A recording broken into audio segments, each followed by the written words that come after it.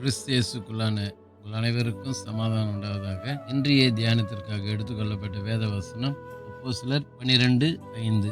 அப்படியே பேதுரு சிறைச்சாலையிலே காக்கப்பட்டிருக்கையில் சபையார் அவனுக்காக தேவனை நோக்கி ஊக்கத்தோடே ஜெபம் பண்ணினார்கள். அல்லேலூயா. இங்கே எஸ்ரேம் சபையார் பேதுரு சிறைச்சாலையில் இருக்கிறார் என்று சொல்லி கேள்விப்பட்டு அறிந்து அவரை ஜாமீனில் எடுக்கிறதுக்கு அதிகாரியையோ வசதி படுத்தியவர்களையோ அரசியல்வாதிகளையோ தேடலை. மாறாக எல்லாவற்றிற்கும் மேலான அதிகாரமுள்ள ராஜாதி ராஜாவாகிய இயேசு கிறிஸ்துவை அவர்கள் நோக்கி பார்த்தார்கள். அல்லேலூயா. பாருங்க, சபையார் அவனுக்காக தேவனை நோக்கி ஊக்கத்தோடே ஜெபம் பண்ணினார்கள். அதுதான் இங்கே யாக்கோபுல கூட வாசிக்கிறோம். யாக்கோபுல சொல்றாரு, நீதிமான் செய்யும் ஊக்கமான வேண்டுதல் மிகவும் பலனுள்ளதாயிருக்கிறது சொல்லி. ஆகவே நீதிமான்களாகிய முதல் நூற்றாண்டு சபையார் பேதுருக்காக ஊக்கமா ஜெபம் பண்ணாங்க. விடுதலை ஆகணும் சொல்லி ஊக்கமா ஜெபம் பண்ணாங்க. அவருடைய ஜெபத்தை கேட்டு கர்த்தர் பேதுருவை விடுதலை ஆக்கி கொண்டு வந்தார். இல்லையா? பாருங்க, இங்கே வாசிக்கிறோம்.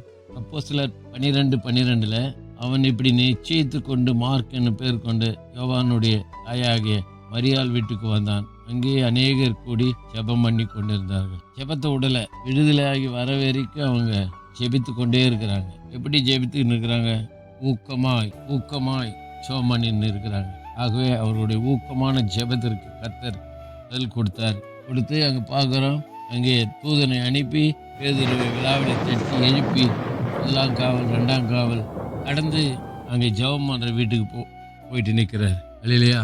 ஆகவே இந்த வசனத்திலிருந்து நாம் கற்றுக்கொள்ளக்கூடிய சத்தியம், நாம கூட ஏற்படுகிற நெருக்கங்களில், போராட்டங்களில், பிரச்சனைகளை நாம் செய்ய வேண்டிய ஒரே காரியம் ஊக்கமாய் கர்த்தரை நோக்கி நாம் ஜெபிக்கணும். அப்படி ஊக்கமாய் ஜெபிக்கும் போது கர்த்தர் அந்த ஊக்கமான ஜெபத்தை கேட்டு அங்கே விடுதலை கொடுக்கிறவராயிருக்கிறார்.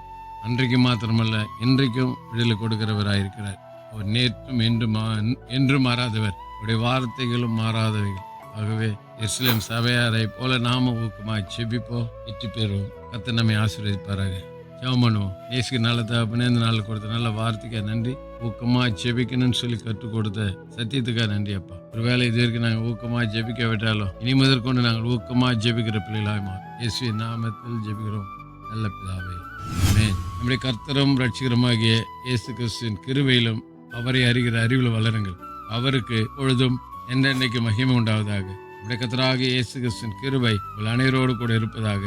ஆமென், ஆமென், ஆமென்.